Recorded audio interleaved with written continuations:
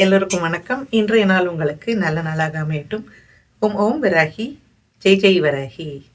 வராகியோட மூல மந்திரம் சொல்லி குங்குமார்ச்சனை பண்ண வீடியோ ஒன்று போட்டிருந்தேன்னா அதை பார்த்த சில பேர் எனக்கு இதை பற்றின நிறைய கேள்விகள் கேட்டிருந்தாங்க. மூல மந்திரத்தோட அர்த்தம் கேட்டிருந்தாங்க.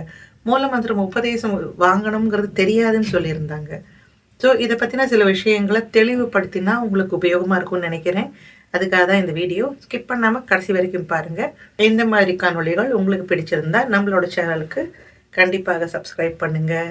வராகி வழிங்கிற ஒரு வாட்ஸ்அப் குரூப் இருக்குது. அதில் பிரத்யேகமாக வராகி பற்றின விஷயங்களை தான் பகிர்ந்து கொண்டே இருக்கிறோம். விருப்பம் இருந்தால் அதில் இணையலாம். கமெண்ட்டில் லிங்க் கொடுக்குறேன். வாங்க வீடியோக்குள்ளே போகலாம். இங்கே ரொம்ப குளிரில் எனக்கு கொஞ்சம் தொண்டை வலியாக இருக்குங்க. அதனால் என் குரல் கொஞ்சம் வித்தியாசமாக இருந்தால் தப்பாக நினச்சிக்காதீங்க. இப்போ மந்திரங்கள் அப்படின்னு சொன்னால் நம்ம ஒரு தெய்வத்துக்கும் ஒரு மூல மந்திரம் இருக்கும். மூல மந்திரம், மூலம்னா என்ன? அதான் ரூட்டுன்னு பேர் மூலம்னா. ஸோ எல்லா தெய்வத்துக்கும் சில பீஜங்கள் இருக்கும். அதாவது க்ளீம் அப்படிங்கிற பீஜம் காளிக்கு உரிய பீஜம். கம் அப்படிங்கிறது பிள்ளையாருக்கு உரிய பீஜம். ஹ்ரீம்ங்கிறது புவனேஸ்வரி பீஜம். இந்த மாதிரி ஒரு சுவாமிக்கு ஒரு பீஜ மந்திரம் இருக்குது. நம்மளோட சனாதன தர்மத்தோட நம்பிக்கை என்னன்னா, தெய்வங்கள் ஒலி ரூபமாக வைப்ரேஷன்ஸாகவே நம்மளால உணர முடியுங்கிற ஒரு நம்பிக்கையில தான் இந்த மந்திரங்கள்லாம் சொல்லியிருக்காங்க. இப்போ சமஸ்கிருத மந்திரமா இருக்கட்டும், தமிழ் மந்திரமா இருக்கட்டும், மந்திரத்துக்குன்னு பெரிய அர்த்தமே இருக்காது. தமிழில் பார்த்தீங்கன்னா உம், நங் அந்த மாதிரி இருக்கும். க்ளீம், ஹ்ரீம், நம்மளுக்கு வராகிக்கு க்ளௌம், அந்த மாதிரி பீஜ மந்திரங்கள் இருக்கும். அந்த வார்த்தைக்கெல்லாம் அர்த்தமே கிடையாது. ஆனால் அந்த ஒலி இருக்கு இல்லையா, அது ஏற்படுத்தக்கூடிய அதிர்வுகள், அதை வச்சுதான் அந்த தெய்வ சக்தியோட நம்ம கனெக்ட் பண்ண முடியும். இப்போ ஒன்றுமே இல்லைங்க, வீட்டில் ரேடியோ இருக்குது, இல்லை டிவியில் சேனல் இருக்குது. சேனலை மாத்திரம் இல்லையா, அது ஒரு பர்டிகுலர் ஃப்ரீக்குவென்சியில் போய் அந்த அந்த சேனல் நமக்கு காமிக்கிறது. அந்த மாதிரி தான் எதுவும். ஓகேங்களா? சில பீஜ மந்திரங்களோட உச்சரிப்பை நம்ம பண்ணும் பொழுது நம்மளோட உடம்போட அதிர்வுகள் அந்த தெய்வத்துக்குரியான அதிர்வுகளோட அலைன் ஆகும். ஓகேங்களா? மேட்ச் ஆகும். அப்படி ஆகும் பொழுது அந்த தெய்வத்தை நம்மளால உணர முடியும். அதனாலதான் பீஜ மந்திரங்கள்ங்கிறது அந்த மந்திர ஸ்வரூபமாகவே அந்த தெய்வம் அங்கே இருக்கும்னு அர்த்தம். இந்த பீஜ மந்திரங்கள் இல்லாத மந்திரங்களும் இருக்கு. ஓம் இஷ்டார்த்த தாயின்யை நமக, ஓம் வரரூபின்யை நமக, ஓம் சத்ருநாம் வாக் ஸ்தம்பனகரியை நமக, ஓம் வார்த்தாளியை நமக. இதெல்லாம் வராகியோட நாம மந்திரங்கள். அந்த தெய்வத்தோட பராக்கிரமத்தை சொல்லக்கூடிய மந்திரங்கள், இல்லைன்னா அந்த தெய்வத்தோட பெயர்களை சொல்லக்கூடிய மந்திரங்கள். ஓகேங்களா? இதெல்லாம் தான் நம்ம நார்மலான மந்திரங்கள். அது எப்படி இருக்கும்னா, ஓம் அப்புறம் ஏதாவது ஒன்று ஒரு பேரு நமக அப்படின்னு இருக்கும். அதுல பீஜம் இருக்காது. சரி, இப்போ ஓம்ங்கிறது என்ன பீஜமானா, ஓம்ங்கிறது வித்தியாசமானது. ஓம்ங்கிறது பிரணவம். அதாவது இந்த ஓம்ங்கிறது அந்த சவுண்ட் இருக்கு இல்லையா, பிக் பேங் தியரின்னு சொல்லுவாங்க. இந்த உலகம் முதல்ல உருவான போது ஏற்பட்டக்கூடிய அந்த சவுண்ட் இருக்கு இல்லையா, அந்த பிரணவம்ங்கிறது இல்லாத எதுவுமே கிடையாது. ஸோ அந்த பிரணவ மந்திரம் முன்னாடி வருது. அதுக்கப்புறமா நாமம் வரும். அதுக்கப்புறம் நமக அப்படின்னா உன்னை நமஸ்கரிக்கிறேன்னு அர்த்தம். இந்த மாதிரி தான் நாம மந்திரங்கள் இருக்கும். இந்த நாம மந்திரங்கள் ரொம்ப ஈஸி. யார் வேணா சொல்லலாம். அதுக்கு எந்த விதமான ரெஸ்ட்ரிக்ஷன்ஸும் கிடையாது. மனசு சுத்தமா இருந்து அந்த தெய்வத்துக்கு ஒரு விளக்கேற்றி வச்சு பக்கத்துல உட்காந்து தாராளமா நம்ம சொல்லலாம். உங்களுக்கு அந்த எந்த பிரச்சனையும் கிடையாது. இதே பீஜ மந்திரங்கள் அந்த மாதிரி கிடையாது. பீஜ மந்திரங்கள் நம்ம சொல்லணும்னா ஒரு குருவோட சரியான வழிகாட்டுதல் தேவை. அந்த குருவோட உபதேசம் தேவை. நிறைய பேர் என்ன நினைச்சுக்கிறாங்கன்னா, இந்த மந்திரத்தோட வார்த்தைகள் தெரிஞ்சாலே அதுதான் சீக்ரெட், அதை தான் ஒரு குரு ஒழிச்சு வச்சிருக்காரு, அதனால அந்த மந்திரம் நமக்கு ஏதாவது ஒரு புக்கில் எழுதியிருந்தாலோ யூடியூப் வீடியோவில் வந்தாலோ நம்ம சொல்லும் பொழுது அந்த குருங்கிறவர் தேவையில்லை அப்படின்னு நினைக்கிறாங்க. இந்த மந்திரம் மனப்பாடம் பண்ணுறதுங்கிறது ஒரு மேட்டரே கிடையாது. இப்போ ஸ்கூலுக்கு போகிறோம். ஸ்கூலில் போய் நம்ம எல்கேஜியில் குழந்தைய ஜாயின் பண்ணி விடுறோம். +2 வரைக்கும் அங்கே படிக்கிறது. இந்த கல்வியை யார் கொடுத்தா? மனிதர்களாக உருவாக்கிய கல்வி. இந்த கல்விக்கே என்ட்ரன்ஸ் இருக்கு, இன்டர்வியூ பண்ணுறாங்க, 1008 ரூல்ஸ் அண்ட் ரெகுலேஷன்ஸ் இருக்குது. அட்மிஷனுக்கு ஃபார்ம் வாங்கணும், ஃபீஸ் கட்டணும், ரெஜிஸ்டர் பண்ணணும், டொனேஷன் கொடுக்கணும். அப்புறமா ஒரு கிளாஸ்லையும் பாஸ் பண்ணுறோமாங்கிறதுக்கு எக்ஸாம் எழுதணும். மனிதர்களால் உருவாக்கப்பட்ட சாதாரண விஷயத்துக்கே இவ்வளோ ரூல் இருக்கும் பொழுது இந்த உலகத்துல நமக்கு மிகப்பெரிய விஷயமா இருக்கக்கூடியது தெய்வத்தை அடைவது. அப்படிப்பட்ட உன்னதமான ரொம்ப கஷ்டமான ஒரு பாதைக்கு எப்படி ஒரு குருவோட வழிகாட்டுதல் இல்லாம நம்ம போக முடியும்? நம்மளா சும்மா புக்கு எடுத்து படிக்கிற மாதிரி கிடையாது இல்லையா இதெல்லாம். ஸோ இதுல கடவுள்ல உணர்வு பூர்வமாக தெரிஞ்ச விஷயங்களை எழுதி வைக்க முடியாது. ஒரு மந்திரம் சொல்லும் பொழுது அதனால ஏற்படக்கூடிய அதிர்வுகள், அதனால ஏற்படக்கூடிய நன்மைகள், சில சில பிரச்சனைகள், இது எல்லாமே ஒரு குரு உணர்ந்திருப்பார். பல சிஷ்யர்களுக்கு அவர் சொல்லும் பொழுது ஒருத்தர் எக்ஸ்பீரியன்ஸ் ஒரு மாதிரி இருக்கும். அதை வச்சு அதுக்கு ஏத்தமே எத்தனையோ மாற்றுவார்.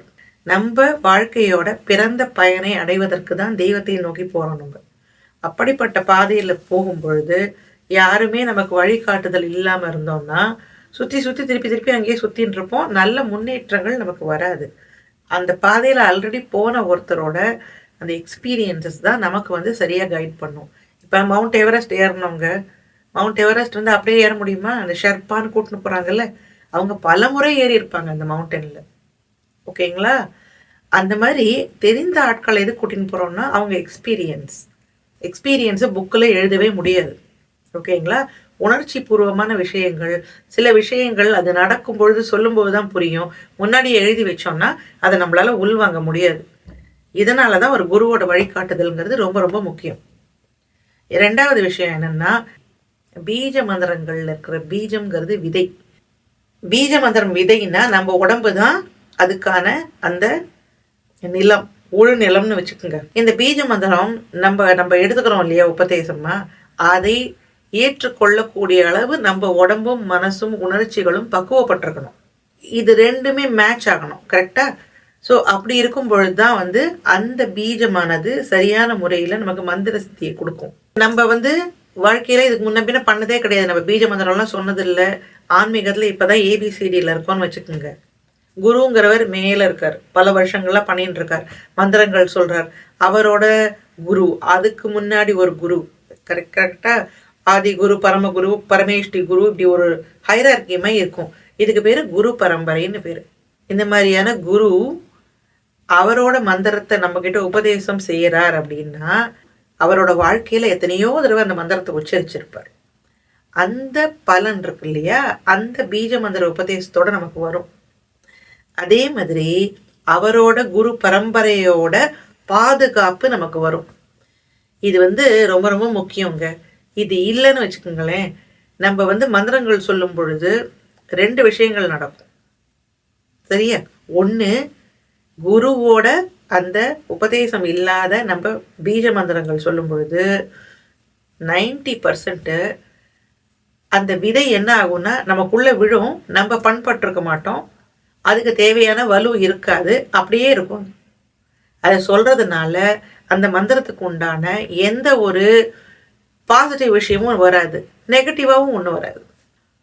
ரெண்டாவது பிரச்சனை என்னன்னா, இப்ப குரு உபதேசம் வாங்கல, மந்திரத்தை வாங்கின்னு வந்திருக்கோம்.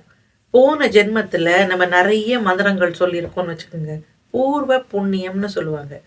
அந்த அந்த பூர்வ புண்ணியம் நமக்கு நிறைய இருக்குன்னா அப்ப என்ன ஆகும்னா திடீர்னு அந்த மந்திரம் ஆக்டிவேட் ஆயிடும். இப்ப ஆக்டிவேட் ஆனா நல்ல விஷயம் தானே நினைப்பீங்க நீங்க. நம்ம எல்லாருக்கும் சினிமால காமிக்கிற மாதிரி மந்திர சித்திங்கிறது கிடையாது. உடனே பவர் வரும், உடனே பயங்கரமான சுவாமியோட தரிசனம் கிடைக்கும், அதுக்கப்புறம் வாழ்க்கையே மாறிடும், நம்ம பெரிய ஒரு சன்னியாசியா மாறிடுவோம், நம்ம இப்படி கையை காமிச்சாலே எல்லாருக்கும் ஆசீர்வாதங்கள் வரும். இந்த மாதிரியான ஒரு மைண்ட் செட் தான் நம்ம வச்சிருப்போம். மந்திர சித்தின்னா இப்படிலாம் ஆகும்னு. அப்படி கிடையாது. இந்த மந்திரங்கள் என்ன பண்ணும்னா சில சில சக்கரங்களை ஆக்டிவேட் பண்ணும். இப்ப வராகி மந்திரம் எடுத்துக்கோங்க. இங்க ஆக்ஞா இருக்கு, மூன்றாவது கண். இந்த மூன்றாவது கண்ணை ஆக்டிவேட் பண்ணி விடுவா. இதை பத்தி நான் பல தடவை சொல்லியிருக்கேன். எனக்கு மூன்றாவது கண்ணையும் திறந்து விட்டா, சகசதலத்தையும் திறந்து விட்டா.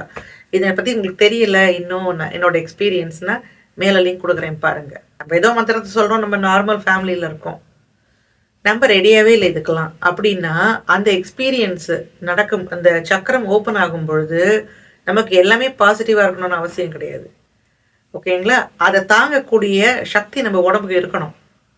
அது ரொம்ப கஷ்டமான விஷயம். இதை நான் உணர்ந்ததுனால நான் சொல்றேன். கிட்டத்தட்ட 1 வருஷம் என் வாழ்க்கை என் கையில இல்லை. ஓகேங்களா? நமக்கு குழந்தை, குட்டி, குடும்பம், வேலை, எத்தனையோ கடமைகள்லாம் இருக்கு. ஸோ அந்த மாதிரி ஒரு குருவோட வழிகாட்டுதல் இல்லாத போது மந்திரம் உச்சரிக்கும் போது நமக்குள்ள ஏற்படக்கூடிய விஷயங்களை வந்து பகிர்ந்து கொள்ள நமக்கு ஒரு குரு தேவை. அதாவது சும்மா ஃப்ரெண்ட்ஸ் மாதிரி கிடையாது, அந்த பாதையில் முன்னாடியே நடந்தவர் தேவை. இல்லைன்னா அந்த இன்டென்சிட்டி, அதோட அந்த வீரியத்தை தாங்கக்கூடிய மனநிலைமை நமக்கு இருக்காது. அது வந்து பலவிதமான பிரச்சனைகளை உண்டு பண்ணும் நமக்கு. நம்ம உடம்புல இருக்கிற சக்கரங்களை பற்றி நீங்கள் கேள்விப்பட்டிருப்பீங்க. மூலாதாரம், சுவாதிஷ்டானா, மணிப்பூரகம், அநாகதம், விஷுத்தி, ஆக்ஞா, சகஸ்ரதலம். சரியா? இந்த 7 சக்கரம் நமக்கு தெரியும். இந்த மூலாதாரா சுவாதிஷ்டானாலாம் ஆக்டிவேட் ஆகாமல் நேர ஆக்ஞா ஆக்டிவேட் ஆகும் பொழுது ஓகே, இந்த உலக சிந்தனையிலேருந்து நமக்கு விடுதலை இன்னும் கிடைக்காது. மூலாதாரம், சுவாதிஷ்டானம் ரெண்டுமே வந்து இந்த உலக சம்பந்தமான பந்தங்கள், பாசங்கள். ஓகேங்களா? மூலாதாரம்ங்கிறது பேசிக்கான வாழ்க்கையை இங்கே வாழறதுக்கான அந்த ஒரு சர்வைவல் அப்படிம்பாங்க. அந்த சக்கரம், வேலைக்கு போகணும், ப்ரொமோஷன் வாங்கணும், சாப்பிடணும், தூங்கணும், இந்த மாதிரியான தாட்ஸு. ஓகேங்களா? சுவாதிஷ்டானம்ங்கிறது கேளிக்கைகள், இந்த உலகத்தில் இருக்கிற இன்பங்களை அனுபவிக்கக்கூடியது. அதுக்கான சக்கரம் அது ஆக்டிவேட் ஆகுது. ரைட்டா? இந்த மாதிரி சக்கரங்கள்லாம் ஓப்பன் ஆகாமல் நேர ஆக்ஞா ஓப்பன் ஆகும் பொழுதும் இருதலை கொள்ளி எறும்புமா இருப்போம். நம்ம ஒரு பக்கத்தில் ஞானமாகவும் இருப்போம், ஒரு பக்கத்தில் இந்த மாதிரி கவலைகளும் படுவோம். இந்த மாதிரி பல ரீசன்ஸ்னால தான் அந்த குருவோட உபதேசம்ங்கிறது ரொம்ப ரொம்ப முக்கியம். இப்போ எங்களுக்கு யார் குருன்னே தெரியல, நிறைய பேர் வந்து நல்லவங்களா கெட்டவங்களான்னு தெரியல, எப்படி நாங்கள் வந்து நம்புறதுன்னு நீங்கள் கேட்டிங்கன்னா அதையும் அம்பாள் கையிலேயே விட்டுடுங்க. ஓகே, நான் வந்து இதை கற்றுண்டே தீரணும், இதை பண்ணியே தீரணுங்கிறது நம்மளோட அகங்காரத்தோட வெளிப்பாடு. அதெல்லாம் விட அம்பாள் காலில் அம்மா உன்னை வச்சு வழிபாடு பண்ணணும், உன் மூல மந்திரம் சொல்லணும்னு ரொம்ப ஆசையாக எனக்கு இருக்குது. ஆனால் ஒரு நல்ல குருவை நீ தான் எனக்கு காமிக்கணும்னு சொல்லிட்டு ஓம் பக்தானாம் அபய பிரதாயை நமக, ஓம் வாராகி நமக நம்ம கும்பிடும் பொழுது ஒரு நாள் இல்லைன்னா ஒரு நாள் அந்த குரு உங்கள் வாசலை தட்டி, கதவை தட்டியோ வாட்ஸ்அப்பை தட்டியோ உங்களுக்கான உபதேசத்தை தானாகவே கொடுப்பார். நீங்கள் கேட்காமலே வரும். வராகி வழிபாட்டில் என்ன மாதிரி பாதைகள் இருக்குன்னு பார்த்தீங்கன்னா, ஒன்று ஸ்ரீவித்யா மார்க்கம். ஸ்ரீவித்யா மார்க்கம்ங்கிறது இந்த குண்டலினிங்கிற சக்தி நம்மளோட மூலாதாரத்தில் இருக்கக்கூடிய அந்த சக்தியை ஆக்டிவேட் பண்ணும். ஓகேங்களா? அதுக்கான மார்க்கம். ஸோ மூலாதாரம், சுவாதிஷ்டானம்னு இப்படி ஒரு நாள் ஏறி மேலே போகிறது இல்லையா, அது ஷோடசி, மகா ஷோடசின்னு சொல்லுவாங்க. ஸோ ஒரு சக்கரத்துக்கும் ஒரு தெய்வம். மூலாதாரத்துக்கு கணபதி, சுவாதிஷ்டானத்துக்கு பாலா, அந்த மாதிரி பல பல மந்திரங்களை வந்து உங்களுக்கு குரு உபதேசம் பண்ணுவார். அந்த மந்திரம் வந்து இத்தனை எவ்வளோ நாள் இந்த கவுண்ட் வரணும், இப்படி பண்ணணும்னு அந்த குரு சொல்லி கொடுப்பார். அதே மாதிரி ஒரு குருமார்களோட அந்த குரு பரம்பரையில் ஒரு மாதிரி இந்த மந்திர உச்சாடனங்களாக இருக்கட்டும், பூஜா முறைகளாக இருக்கும் சொல்லி கொடுப்பாங்க. இதை விட அது பெட்டர், அதை விட இது பெட்டர்னு கம்பேர்லாம் பண்ணக்கூடாது. ஸோ ஸ்ரீவித்யா மார்க்கமாக போனால் முதல்ல வராகி கொடுக்க மாட்டாங்க. நீங்கள் வந்து ஒரு தெய்வமாக அந்தந்த சக்கராவை ஆக்டிவேட் பண்ணிட்டு தான் ஆக்ஞாவுக்கு வரணும். ரெண்டாவது வந்து சிராகியை மட்டுமே முழு முதற் கடவுளாக ஏற்றுக்கொண்டவர்கள் வழி வழியாக செய்து கொண்டு வரும் இந்த வராகி உபாசனை பண்ணும் பொழுது அவங்க கிட்ட வராகி மந்திரத்தை உபதேசம் வாங்கலாம். கோவிலில், வராகி கோவிலில் வேலை செய்யக்கூடிய அந்த பூஜாரிகள்கிட்ட நம்ம கேட்கலாம் உபதேசம். சரியா? ஸோ சாதாரணமாக போகிற காலேஜு, ஸ்கூலு, வேலை, இதுக்கெல்லாமே இன்டர்வியூ இருக்குது, இதுக்கெல்லாமே பல விதிமுறைகள் இருக்கும் பொழுது எல்லாம் வல்ல அந்த தெய்வத்தை அடைவதற்கான பாதைக்கு மட்டும் எந்த ஒரு எஃபர்ட்டுமே நம்ம போடாமல் இருக்கிறதுங்கிறது நமக்கு எந்த பலனையும் கொடுக்காது. ஸோ எவ்வளோ பெரிய விஷயம் அந்த தெய்வத்தோட மந்திரம், மூல மந்திரம்ங்கிறது எவ்வளோ பெரிய விஷயம். அதனால் சரியான வழிமுறையை பின்பற்றி அந்த மூல மந்திரத்தை வாங்கி அவங்க சொல்கிற மாதிரி ஜெபம் பண்ணணும். எனக்கு தெரிஞ்ச விஷயங்களை நான் ஷேர் பண்ணிருக்கேன். கற்றது கைமண் அளவு, கல்லாதது உலகளவு. உங்களுக்கு ஏதாவது இதை பற்றி வித்தியாசமாக தெரிஞ்சால் என் கூட ஷேர் பண்ணுங்கள், கீழே கமெண்ட்டில் போடுங்க. என்ன மாதிரி காணொலிகள் உங்களுக்கு பிடிச்சிருந்தா முதல்ல இந்த வீடியோக்கு ஒரு லைக் போடுங்க. அதுக்கப்புறமா நம்மளோட சேனலுக்கு மறக்காமல் சப்ஸ்கிரைப் பண்ணுங்கள், உங்கள் ஃப்ரெண்ட்ஸுக்கு ஷேர் பண்ணுங்கள். வராகி வழிங்கிற வாட்ஸ்அப் குரூப்பில் விருப்பம் இருந்தால் இணையலாம். இதே போல் இன்னொரு காணொளியில் கூடிய சீக்கிரம் சந்திக்கலாம். ஓம் வராகி, ஜெய் வராகி.